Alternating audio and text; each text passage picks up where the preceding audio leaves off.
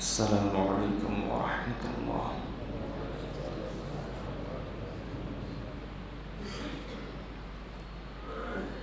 رب لك الحمد كما ينبغي لك لجلال وجهك وعظيم سلطانك.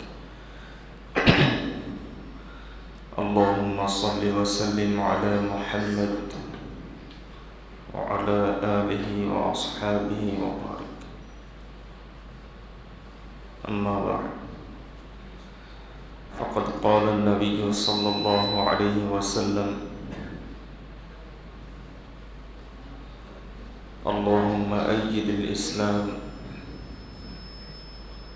بعمر بن هشام أو بعمر بن الخطاب. وقال النبي صلى الله عليه وسلم: اللهم هذا عمر بن الخطاب فأيد الإسلام به، أو كما قال النبي صلى الله عليه وسلم. সমস্ত প্রশংসা আল্লাহ তাআলার জন্য। আল্লাহ তাআলা আমাদেরকে পবিত্র জুমার নামাজ আদায় করার লক্ষ্যে আল্লাহর ঘর মসজিদে আসার তৌফিক দান করেছেন। আলহামদুলিল্লাহ। আপনারা লক্ষ্য করেছিলেন, বেশ কয়েক মাস থেকেই ধারাবাহিক আলোচনা চলে আসছিল ইসলামের প্রথম খলিফা নবীজি সাল্লাল্লাহু আলাইহি ওয়াসাল্লামের সবচাইতে প্রিয় সাহাবী হযরত আবু বকর সিদ্দিক রাদিয়াল্লাহু তাআলা আনহুর জীবনের বিভিন্ন দিক সম্পর্কে আলোচনা করা হচ্ছিল। পাশাপাশি সেখান থেকে শিক্ষণীয় বিষয়গুলো আপনাদের সামনে উপস্থাপন করা হয়েছিল। আলোচনা অতিরিক্ত দীর্ঘ হয়ে যাচ্ছে, এজন্য আমরা ইনশাআল্লাহ আলোচনার দ্বিতীয় পর্ব, যা আপনাদের সামনে ওয়াদা করেছিলাম যে ইসলামের 4 খলিফার জীবনের বিভিন্ন দিক সম্পর্কে আলোচনা করা হবে, সেই হিসাবে আজকে আলোচনার নতুন পর্ব শুরু হচ্ছে হযরত ওমর রাদিয়াল্লাহু তাআলা আনহুকে নিয়ে। হযরত ওমর রাদিয়াল্লাহু তাআলা আনহু খলিফাতুর রাসূল, রাসূলুল্লাহ সাল্লাল্লাহু আলাইহি ওয়াসাল্লামের খলিফা হযরত আবু বকর সিদ্দিক রাদিয়াল্লাহু তাআলা আনহু, আর তার খলিফা ছিলেন হযরত ওমর রাদিয়াল্লাহু তাআলা। ওমর রাদিয়াল্লাহু তাআলার নাম তো ওমর, নবীজির জবানে তার উপাধি ছিল ফারুক। এই উপাধি তিনি কিভাবে পেয়েছেন সেটা বুঝতে হলে, শুনতে হলে ওমর রাদিয়াল্লাহু তাআলা আনহু ইসলাম কিভাবে গ্রহণ করেছেন সে আলোচনা সামনে আনতে হবে। মক্কাতে 2 জন প্রসিদ্ধ ওমর ছিল। একজন হলো হিশামের ছেলে ওমর, পরবর্তীতে যে আবু জাহাল নামে প্রসিদ্ধি লাভ করে। দ্বিতীয় জন হলো খাত্তাবের ছেলে ওমর, পরবর্তীতে যিনি ফারুক, ওমর ইবনুল খাত্তাব, ফারুক আজম নামে প্রসিদ্ধি লাভ করেন। রাসূলুল্লাহ সাল্লাল্লাহু আলাইহি ওয়াসাল্লাম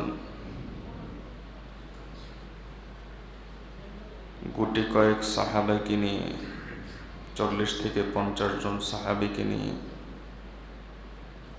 ইসলামের সূচনা লগ্নে দারুল আরকাম নামক স্থানে গোপনে ইসলামের কাজ করতেন, ইসলামের দাওয়াত দিতেন। সেই সময় তাওহীদের এলান, ঈমানের এলান যে ব্যক্তি করত তাকে মক্কার মানুষ বেদিন মনে করত, ধর্মদ্রোহী মনে করত।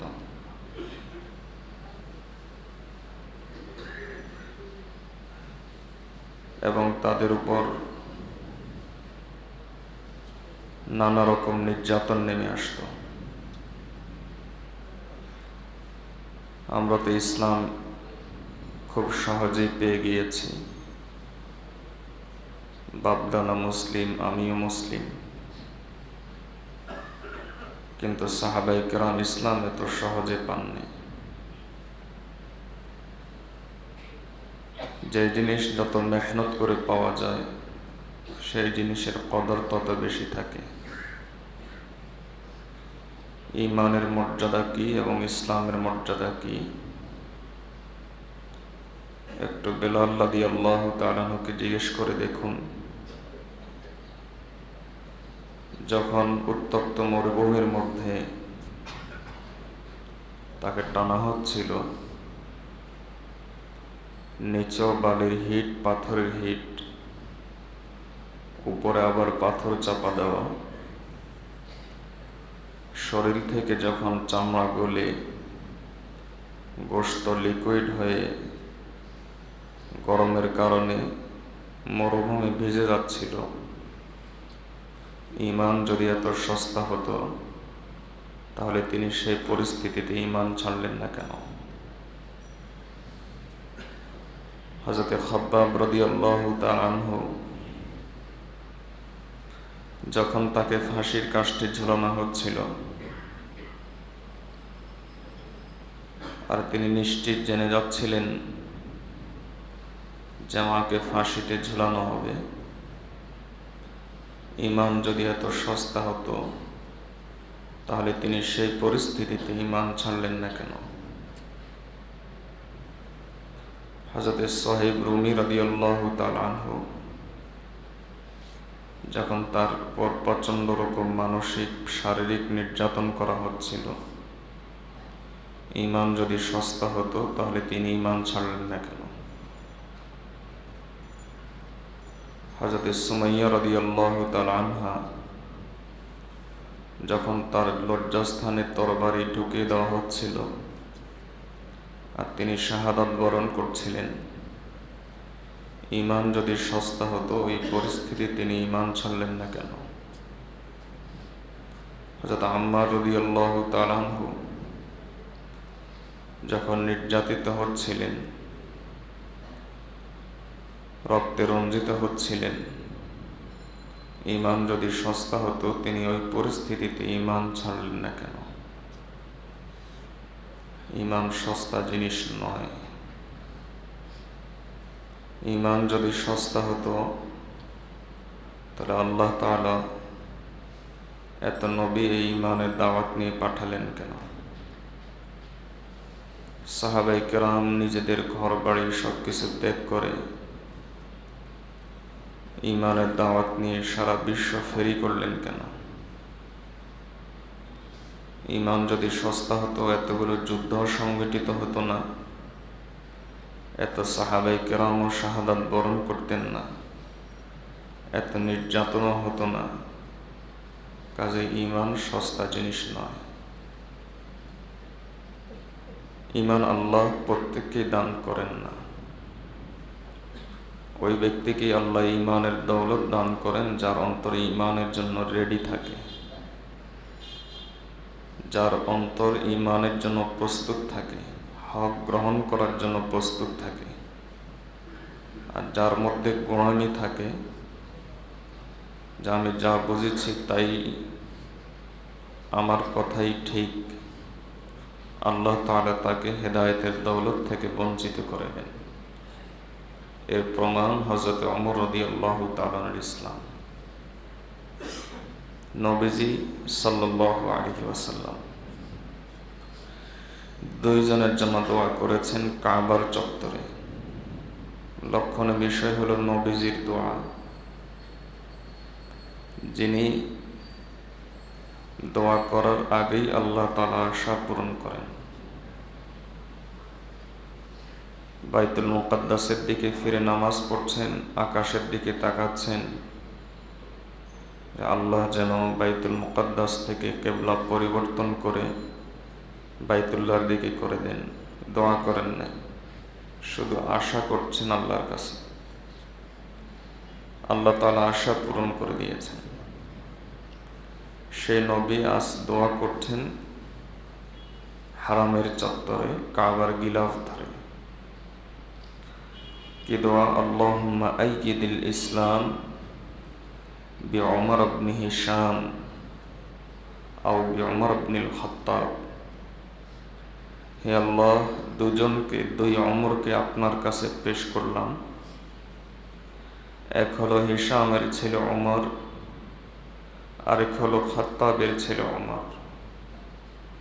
এই দুইজনের মধ্যে আপনার কাছে যাকে পছন্দ হয় আপনি তার দ্বারা ইসলামকে সুসংহত করুন, ইসলামকে মজবুত করুন।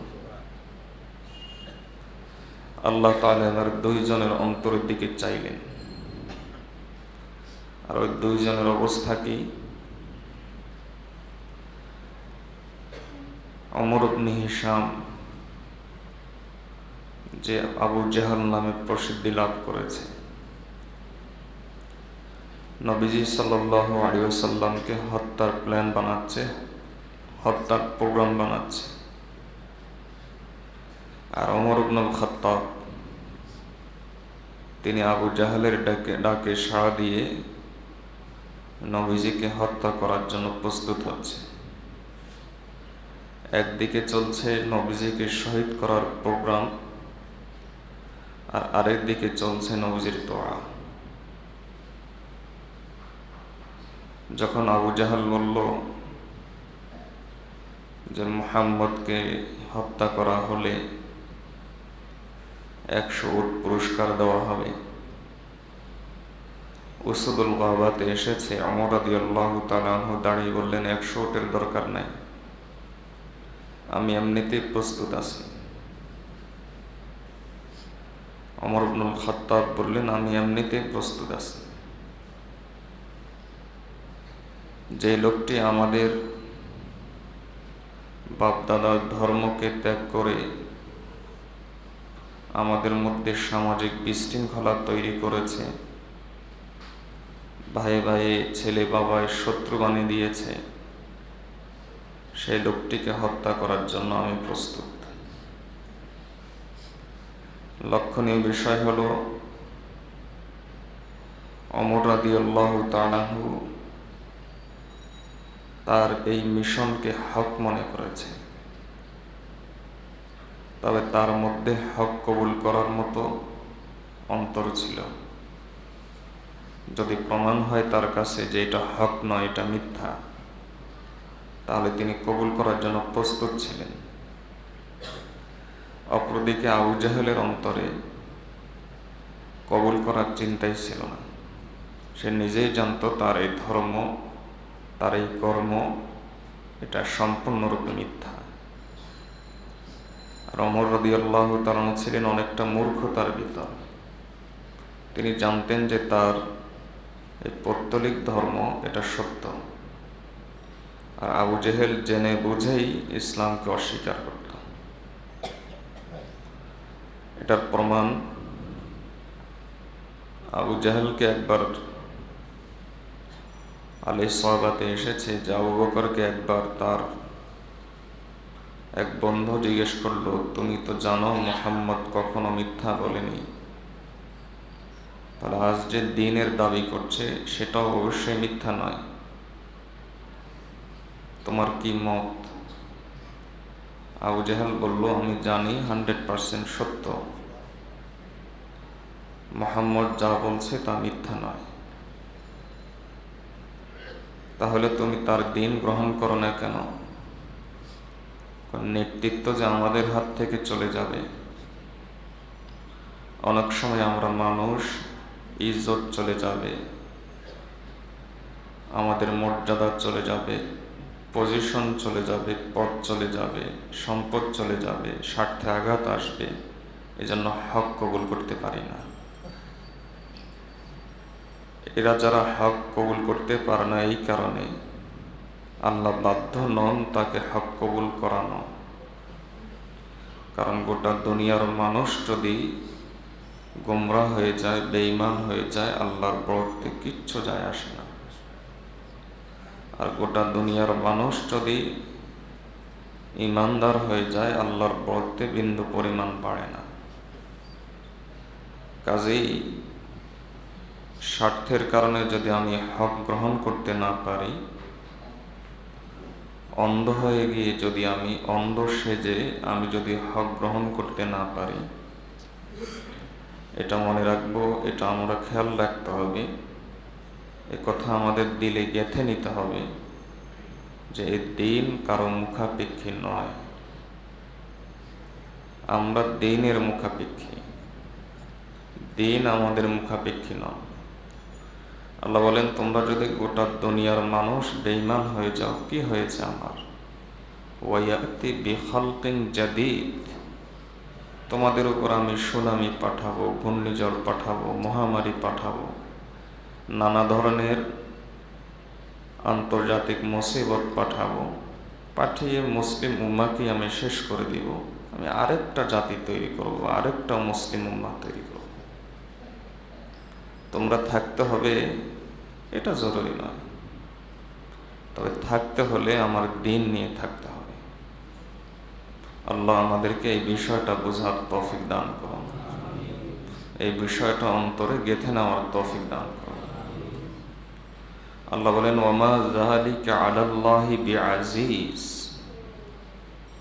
এই দ্বীনের কদর যদি তোমাদের থেকে চলে যায়, এই দ্বীনের মূল্য যদি তোমাদের কাছ থেকে চলে যায়, তাহলে আমি তোমাদেরকে শেষ করে দিয়ে, তোমাদের উপর আমার শত্রুদেরকে চড়াও করে দিয়ে আরেকটি জাতি তৈরি করব, যারা ইউহিব্বুহুম ওয়া ইউহিব্বুনাহু, যাদেরকে আমি ভালোবাসবো, যারা আমাকে ভালোবাসবে। এটা আমার জন্য মোটেও কঠিন কিছু নয়, আমার জন্য এটা খুব সহজ। আল্লাহ আমাদেরকে এই দ্বীনকে সব কিছুর চাইতে বেশি মুহাব্বত করার তৌফিক দান করুন। হযরতে ওমর রাদিয়াল্লাহু তাআলা আনহু কিন্তু এরকম ছিলেন না, আবু জাহলের মতো ছিলেন না। তিনি ছিলেন মূর্খতার ভিতর। তিনি মনে করতেন যে পৌত্তলিক ধর্মটাই হলো সত্য, আর মুহাম্মদ হলো বেদীন। কিন্তু তার সামনে সত্য উদ্ভাসিত হয়ে যাওয়ার পর তিনি তা গ্রহণ করার জন্য প্রস্তুত ছিলেন। এটাকে বলা হয় অন্তরের আলো। আবু জাহেলের অন্তরের মধ্যে আলো ছিল না, আর ওমর রাদিয়াল্লাহু তাআলা অন্তরের মধ্যে আলো ছিল, কিন্তু ইসলামের আলো পায়নি। আল্লাহ তাআলা ইসলামের আলো, হেদায়েতের আলো ওই ব্যক্তিকে দান করেন যেই লোক হেদায়েত গ্রহণ করার জন্য প্রস্তুত থাকে। আর যেই লোক হেদায়েত গ্রহণ করার জন্য প্রস্তুত থাকেন না, আল্লাহ অত্যন্ত অহংকারী।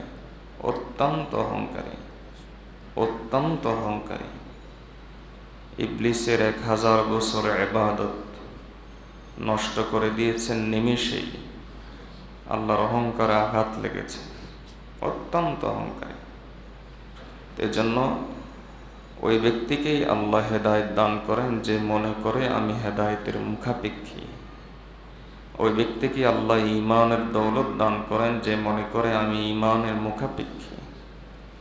ওই ব্যক্তিকে আল্লাহর রহমত দেন যে ব্যক্তি মনে করে আমি রহমতের মুখাপেক্ষী।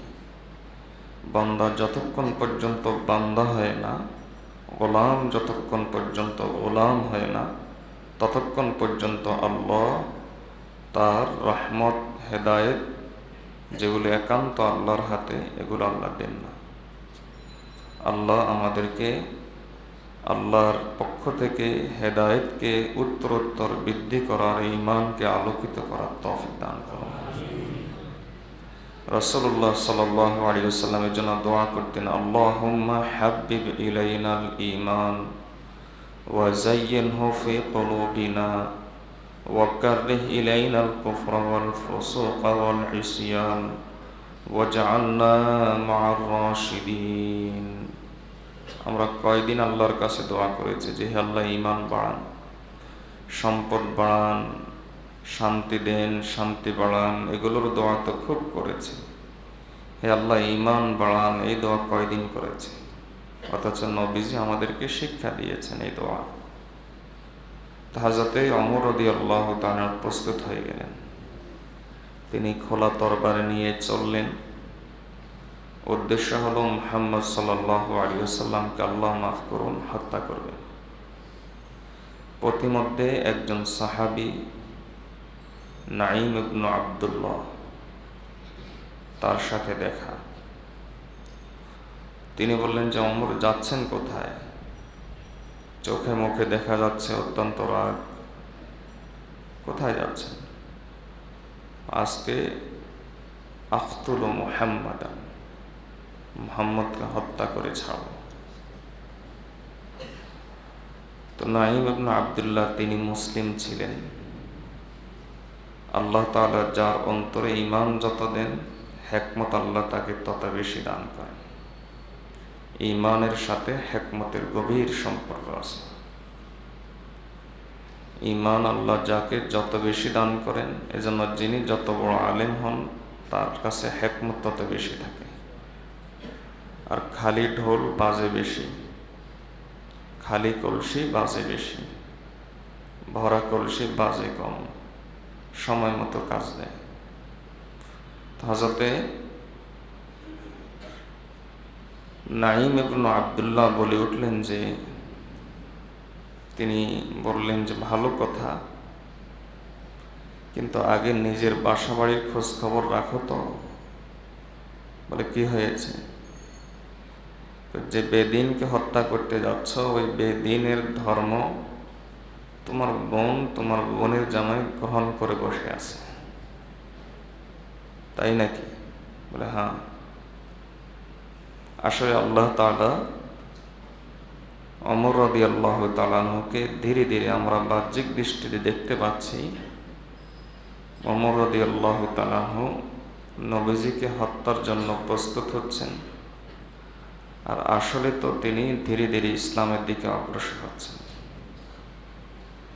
এজন্য বাহ্যিক জিনিস দিয়ে বিচার করা কঠিন। সবকিছু আল্লাহর উপর নির্ভর করা। আসবাব, বাহ্যিক উপকরণ, যেটা দেখতে দেখা যায়, চোখে দেখা যায়, এটাই সব নয়। সব হলেন যিনি মুসাব্বিব, যিনি আসবাব দেন, তিনি হলেন সব। আলা ইন্নাল কুওয়াতা লিল্লাহি জামিআ, সমস্ত শক্তির মালিক একমাত্র আল্লাহ। হযরতে ওমর রাদিয়াল্লাহু তাআলা আনহুর অন্তরকে ঘুরাইতে পারেন আল্লাহ। হাদিসের মধ্যে এসেছে, আল কলবু বাইনা ইয়াদাইর রহমান, অন্তর আল্লাহর দুই আঙ্গুলের মাঝখানে। এই জন্য রাসূলুল্লাহ সাল্লাল্লাহু আলাইহি ওয়াসাল্লাম আল্লাহর কাছে দোয়া করতেন, আল্লাহুম্মা সাব্বিত কলবি আলা দীনিক, আল্লাহুম্মা সাব্বিত কলবি আলা দীনিক।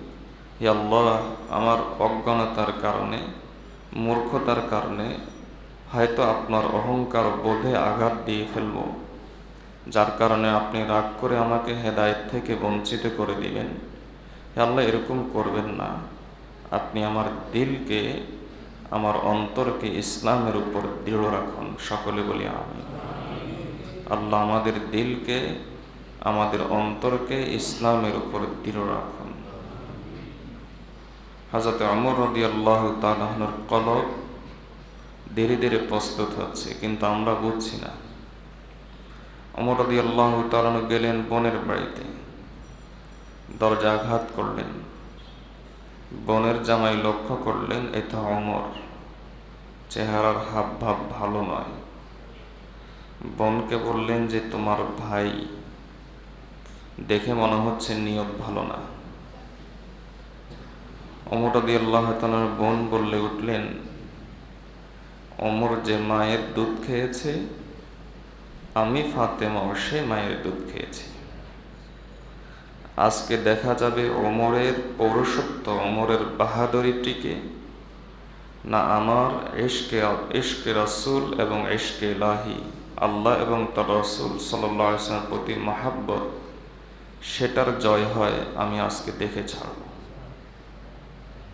আজকে কি মহাব্বত জয় হয় নাকি ওমরের বাহাদুরি জয় হয় আমি দেখে ছাড়ব।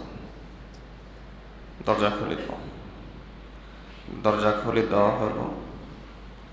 কিছু বলার আগেই ওমর রাদিয়াল্লাহু তাআলা বোনের জামার উপর ঝাঁপিয়ে পড়লেন, পিটাইতে পিটাইতে রক্তাক্ত করে দিলেন। এরপর বোন তার উপর ঝাঁপিয়ে পড়ল, দুজনকে পিটাইতে পিটাইতে রক্তাক্ত করে দিল। যখন দুজনের রক্ত বের হলো, ওমর রাদিয়াল্লাহু তাআলার অন্তর কিছুটা গলল। তো বোনকে বলল, দেখি কি পড়ো তুমি? ওয়া আনতা মুশরিকুন নাজিস, তুমি হলে মুশরিক নাপাক, আমি যেটা পড়ি সেটা পড়ার জন্য লা ইয়ামাসসুহু ইল্লাল মুতাহহারুন, এটা পড়ার জন্য, এটা ধরার জন্য পবিত্র হওয়া লাগে।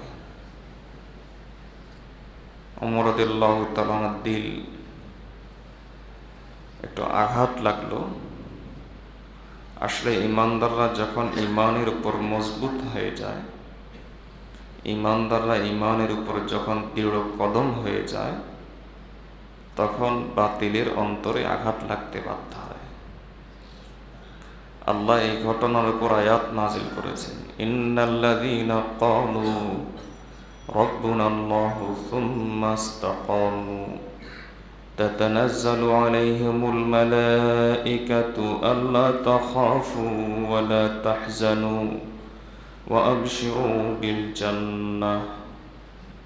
আল্লাহ আয়াত নাজিল করেছেন, যারা বলল আমাদের রব আল্লাহ, সুম্মা ইসতাকামু, তারপর এটার উপর তারা একেবারেই দৃঢ়পদ রইল, কোনো প্রকার নড়াচড়া করল না। আর আমাদের ঈমান তো হলো কচু পাতার পানির মতো, সকালে মুমিন সন্ধ্যায় বেঈমান। রাসূল সাল্লাল্লাহু আলাইহি ওয়াসাল্লাম আমাদের ঈমানকে তুলনা করেছেন এভাবে। নবীজি সাল্লাল্লাহু আলাইহি ওয়াসাল্লাম বলেন, সাতাকুনুল ফিতানু কাকিতা'il লাইলিল মুসলিম ইউসবিহু আর-রাজুলু মুমিনান ওয়া ইউমসি কাফিরা ওয়া ইউমসি মুমিনান ওয়া ইউসবিহু কাফিরা। রাসূলুল্লাহ সাল্লাল্লাহু আলাইহি ওয়াসাল্লাম বলেন, একটা সময় এমন আসবে যখন ঈমানদার ঈমান অবস্থা হবে সকালে মুমিন সন্ধ্যায় বেঈমান। সকালে মাজারের ভক্ত ছিল না, দুপুরে একটা বিপদে পড়েছে, শাহজালালের মাজারে নিয়ত করে বসেছে, ঈমান চলে গেছে। সন্ধ্যায় হয় নাই, এর আগে ঈমান ফুস, ঈমান শেষ। কখনো মানুষের বানানো আইনের সামনে আমাদের ঈমান চলে যায়, কখনো মাজারের সামনে ঈমান চলে যায়, কখনো দরগার সামনে ঈমান চলে যায়, কখনো দুর্গার সামনে ঈমান চলে যায়, কখনো গণকের সামনে ঈমান চলে যায়, কখনো হারামের সামনে ঈমান চলে যায়। আমাদের ঈমানের অবস্থা হলো এই। হে আল্লাহ, আপনি আমাদের ঈমানকে সবকিছুর চাইতে প্রিয় বানিয়ে দিন। আল্লাহুম্মা হাব্বিব ইলাইনাল ঈমান, হে আল্লাহ আমাদের ঈমানকে সবকিছুর চাইতে প্রিয় বানিয়ে দিন। ঈমান সবকিছুর আগে। এজন্য শুরুতেই ভূমিকাতে বলেছি, ঈমান যদি এত সস্তা হতো, হযরতে বিলাল রাদিয়াল্লাহু তাআলা এতটা নির্যাতিত হওয়ার কোনো প্রয়োজন ছিল না। আল্লাহ আমাদেরকে সাহাবায়ে কেরামের কোরবানিগুলো বোঝার তৌফিক দান করুন। এজন্য আমি তাফসিরও বলেছি যে হায়াতুস সাহাবা পড়েন, হযরত ইউসুফ কান্দলভী রহমতুল্লাহ আলাইহির হায়াতুস সাহাবাটা পড়েন, দেখেন সাহাবায়ে কেরাম কি করেছেন ঈমানের জন্য। ঈমানের জন্য তাদের কোরবানি কি ছিল। তো হযরতে ওমর রাদিয়াল্লাহু তাআলা আনহুর বোন এবং বোনের জামাই যখন ঈমানের উপর দৃঢ়পদ হয়ে গেলেন, ঈমানের উপর যখন বেঁকে বসলেন, আল্লাহ তাআলা ওমর রাদিয়াল্লাহু তাআলার দিলকে নরম করে দিলেন। আপনারাও যদি আজকে আপনাদের ঈমানের উপর বেঁকে বসেন, কসম করে বলছি যে ঈমান এমন এক পাওয়ারের নাম, এমন এক শক্তির নাম, যে শক্তির সামনে সকল শক্তি মাথা নোয়াতে বাধ্য। ঈমান এমন এক শক্তির নাম, যে শক্তির সামনে সকল শক্তি মাথা নোয়াতে বাধ্য। মুসলিম উম্মার শক্তি, মুসলিম উম্মার ইজ্জত, মুসলিম উম্মার মুক্তি আল্লাহ সম্পদের ভিতর, অস্ত্রের ভিতর রাখেননি। মুসলিম উম্মার শক্তি আল্লাহ রেখেছেন ঈমানের ভিতর, ইসলামের ভিতর। ওয়াদাল্লাহুল্লাযীনা আমানু, আল্লাহ ঈমানদারদের সাথে ওয়াদা করেছেন যারা ঈমানের উপর দৃঢ়পদ থাকে। আল্লাহ আমাদেরকে ঈমানের উপর মজবুত থাকার তৌফিক দান করুন। ওমর রাদিয়াল্লাহু তাআলা আনহু, তার দিল নরম হয়ে গেল, বলে দেখি কি পড়ো দেখি। তো দেখলেন যে কোরআন শরীফ। তিনি ওযু করে আসলেন। যখন বোন বলল ধরতে পারবা না, মুশরিক, তিনি ওযু বা গোসল করে আসলেন। এরপর তিনি দেখলেন একটা জায়গায় এসে কেমন যেন আল্লাহ তার পরিচয় দিচ্ছেন। একজন অপরিচিত ব্যক্তির সাথে একজন অপরিচিত ব্যক্তির দেখা হলে প্রথমে পরিচয় দেয়, আমার নাম অমুক, আমার পরিচয় হলো এই, আমার কাজ হলো এই, অমুকখানে চাকরি করি, অমুকখানে থাকি। তো আল্লাহ তো বান্দা সম্পর্কে জানেন, এজন্য বান্দার পরিচয় দেওয়ার দরকার নেই। কিন্তু আল্লাহ সম্পর্কে সকলেই জানে না, এজন্য আল্লাহ পরিচয় দিচ্ছেন। আল্লাহ যেন এক জায়গায় এসে পরিচয় দিচ্ছেন, লা ইলাহা ইল্লা আনা ফা'বুদনি, যে আমি ছাড়া কোনো মাবুদ নাই, সুতরাং আমারই ইবাদত করো। ওমর রাদিয়াল্লাহু তাআলার দিলে ধাক্কা লাগলো। এতটা কনফিডেন্সের সাথে তিনি বলছেন, আমি একমাত্র মাবুদ, আমি ছাড়া কোনো মাবুদ নাই, নিশ্চয় এই কথার মধ্যে কিছু আছে। আবার তিনি নির্দেশ দিচ্ছেন, কেমন যেন বড় মানুষ নির্দেশ দেয় এই কাজ করো, ঠিক তেমনভাবে তিনি যেন নির্দেশ দিচ্ছেন যে ফা'বুদনি, ইবাদত করো। দিল যখন প্রস্তুত হয়ে যায় তখন আল্লাহর এই নির্দেশগুলো দিলের কানে লাগে। আর দিল যদি প্রস্তুত না থাকে, দিল যদি নাপাক থাকে, ইসলাহি বয়ানে বলেছিলাম দিল নাপাক কিনা এটার আলামত কয়টা, তার মধ্যে 5টা আলামত বলেছিলাম। তো দিল যদি নাপাক থাকে তাহলে দিলের কানে লাগে না। ওমর রাদিয়াল্লাহু তাআলা দিল পাক হয়ে যাচ্ছিল, পবিত্র হয়ে যাচ্ছিল, এজন্য আল্লাহর নির্দেশ দিলের কানে লেগে গেল। আর আমাদের সামনে এখন আল্লাহর নির্দেশ যদি এখন এই বসাতে 100টাও শোনাই, দিলের কানে লাগবে না। কিন্তু বস যদি ওসি বলে এই কাজ করো, জি স্যার, এটা বলে দাঁড়িয়ে যাব। কেন? বসের মর্যাদা, বসের বড়ত্ব আমার অন্তরে যে পরিমাণ, আল্লাহর বড়ত্ব আমার অন্তরে সে পরিমাণ নাই, এজন্য দিলের কানে লাগে না। ওমর রাদিয়াল্লাহু তাআলা অন্তরে যখন আল্লাহর বড়ত্ব কিছুটা ঢুকে গেল, দিলের কানে লেগে গেল। তিনি বলেন যে চলো আমাকে তাহলে মুহাম্মদের কাছে নিয়ে চলো, মুহাম্মদ সাল্লাল্লাহু আলাইহি ওয়াসাল্লাম, আমাকে তার কাছে নিয়ে চলো। ওমর রাদিয়াল্লাহু তাআলা আনহুকে তিনি নিয়ে চললেন। খাব্বাব রাদিয়াল্লাহু তাআলা আনহু, তিনি ওই ঘরের মধ্যেই পলাতক ছিলেন। তিনি বের হয়ে বললেন, ইয়া ওমর আবশির বিদাওয়াতি মুহাম্মদ, ওমর, মুহাম্মদ সাল্লাল্লাহু আলাইহি ওয়াসাল্লাম দাওয়াতের দোয়ার সুসংবাদ নিন। আল্লাহর কাছে তিনি দোয়া করেছিলেন, মনে হয় এটারই কাজ। তিনি কথার দিকে প্রক্ষেপ করলেন না, বলে আমাকে নিয়ে চলো। তারপরে নিয়ে চললেন, দারুল আরকামে যাওয়া হলো, নবীজির সেই গোপন মাদ্রাসা। অমুসলিমদের ভয়ে, পৌত্তলিকদের ভয়ে সাহাবাই কেরাম, গুটিকয়েক সাহাবাই কেরাম নিয়ে তিনি সেখানে অবস্থান করছিলেন। আহলে বাইত, নবীজির পরিবারও সেখানে ছিল। তো হযরত ওমর রাদিয়াল্লাহু তাআলা দরজা আঘাত করলেন। ভিতর থেকে হামজা রাদিয়াল্লাহু তাআলা বললেন, কে? তিনি বলেন, আমি ওমর।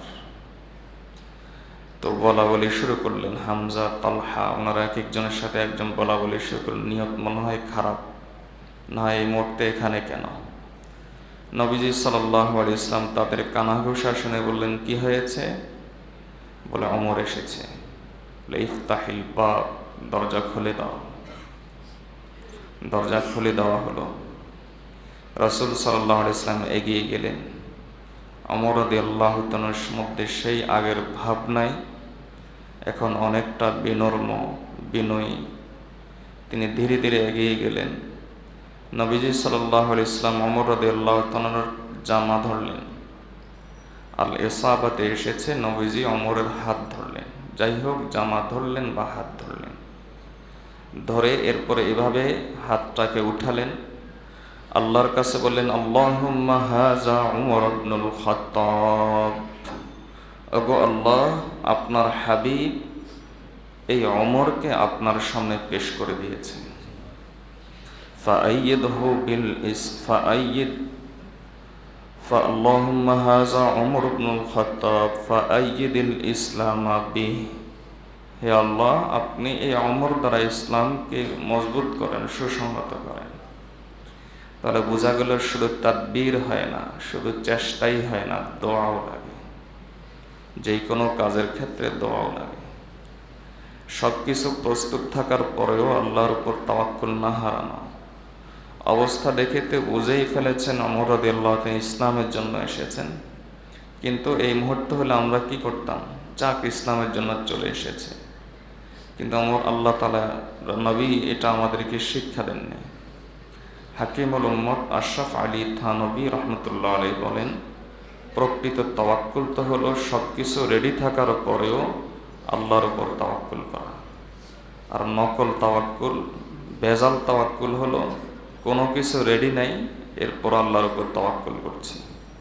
এটা হলো ধোঁকামিপূর্ণ তাওয়াক্কুল। হাদিসের মধ্যে এসেছে, আগে বাঁধো তারপর ভরসা করো, যেন গরুটা ছুটে না যায়। বাঁধলামই না আর ভরসা করলাম ছুটে যাবে, এটা তাওয়াক্কুল না। এজন্য বান্দার পক্ষ থেকে যতটুকু সামর্থ্য আছে সেটা গ্রহণ করতে হয়, এরপর আল্লাহর কাছে দোয়া করতে হয়। হযরতে রাসূলুল্লাহ সাল্লাল্লাহু আলাইহি ওয়াসাল্লাম আল্লাহর কাছে দোয়া করলেন। এই যে যুবক ভাইরা যারা বারান্দায় আছে, উপরে চলে যায়, উপরে চলে যায়, এখানে দাঁড়িয়ে কথা না বলি। হযরতে ওমর রাদিয়াল্লাহু তাআলা আনহু আল্লাহর কাছে তাকে পেশ করলেন। নবী মুহাম্মদুর রাসূলুল্লাহ সাল্লাল্লাহু আলাইহি দোয়া করলেন, হে আল্লাহ, এই হলো ওমর, আপনার কাছে পেশ করলাম, আপনি এর দ্বারা ইসলামকে সুসংহত করুন। ওমর রাদিয়াল্লাহু তাআলার দিকে এবার তাকালেন, বলেন যে, ওমর, এখনো কি ইসলাম গ্রহণ করার সময় হয়নি? ওমর রাদিয়াল্লাহু তাআলা পড়লেন, আশহাদু আল্লা ইলাহা ইল্লাল্লাহু ওয়া আশহাদু আন্না মুহাম্মাদান আবদুহু ওয়া রাসূলুহু। তিনি ইসলাম গ্রহণ করলেন। সকলে বলি আল্লাহু আকবার। কারণ ওমর রাদিয়াল্লাহু তাআলা যেই দিন ইসলাম গ্রহণ করেছেন, সেই দিন এই 40-50 জন সাহাবী এবং আহলে বাইত, নবীজির পরিবার এমন জোরে তাকবীর দিয়েছেন, ফাকাব্বারান নাবিয়্যু সাল্লাল্লাহু আলাইহি ওয়াসাল্লাম ওয়া আসহাবুহু ওয়া আহলুল বাইতি হাত্তা সুমিআত ফি মাক্কাতা। রাসূলুল্লাহ সাল্লাল্লাহু আলাইহি ওয়াসাল্লাম এবং তার সাহাবায়ে কেরাম এবং তার পরিবারবর্গ এমন জোরে তাকবীর দিয়েছেন যে মক্কার অলিতে গলিতে শোনা গেছে। এজন্য আমরা, ওমর রাদিয়াল্লাহু তাআলা ইসলাম গ্রহণ করেছেন, সেই হিসাবে আমরা বলি আল্লাহু আকবার। আল্লাহ আমাদের ইসলামকে কবুল করুন। আজকে যেভাবে আল্লাহু আকবার বলেছি, ব্যক্তিগত জীবনে, পারিবারিক জীবনে, সামাজিক জীবনে, জীবনের প্রতিটি স্তরে এভাবে আল্লাহকে উঁচু করে রাখবেন। আল্লাহকে এভাবে উঁচু করে রাখবেন।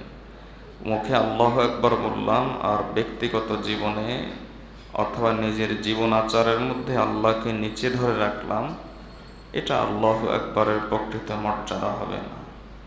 জবানে কহ দে দিয়া লা ইলাহা তো ক্যা হাসিল, জবানে কহ দিয়া লা ইলাহা তো ক্যা হাসিল, দিল ও জবান মুসলমান হি তো কুছ ভি নেহি। দিল এবং জবানকে এক করি।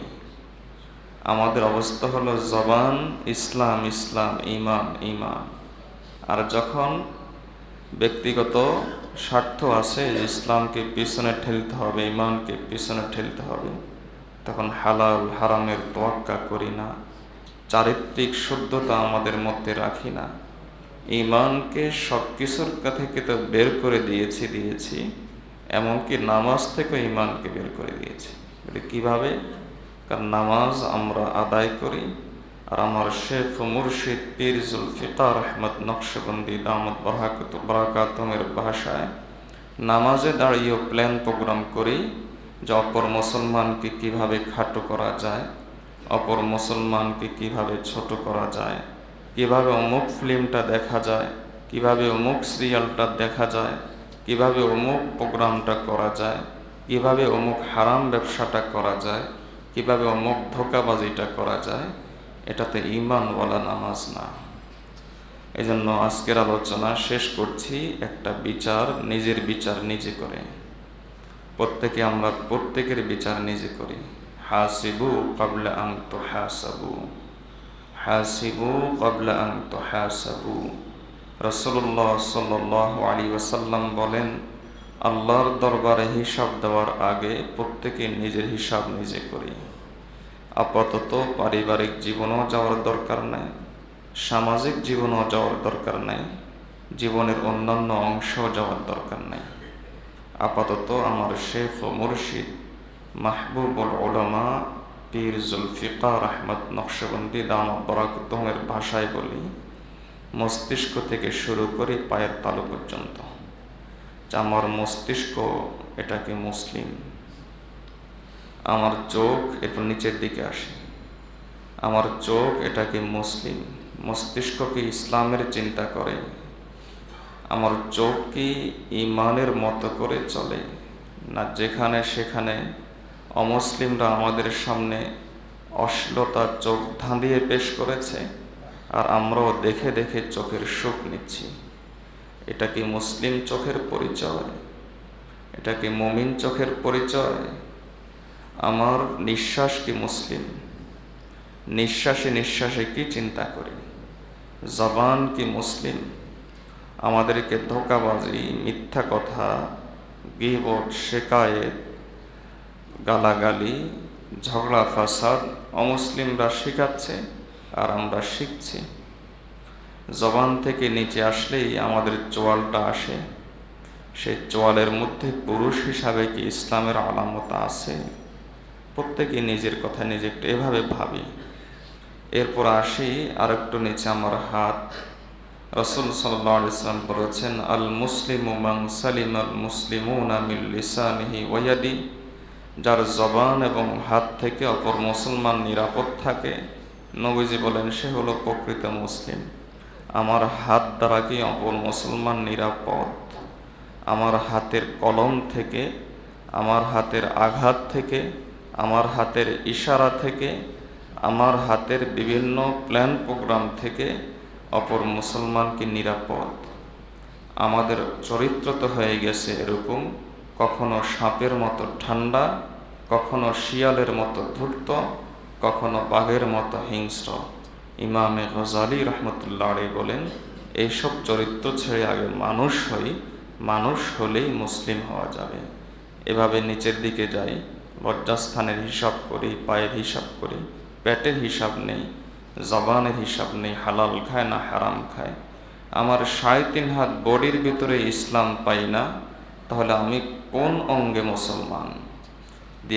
অঙ্গের শরীরের যে ৩৬০টি জোড়া আছে, যে অঙ্গগুলো আছে, সে অঙ্গগুলোতেই আমি ইসলামের হিসাব পাই না, তাহলে প্রত্যেকেই, আমি আমার কথা, আপনি আপনার কথা, প্রত্যেকে আমরা বিবেচনা করি, বিচার করি, তাহলে আমরা কোন অংশে মুসলমান।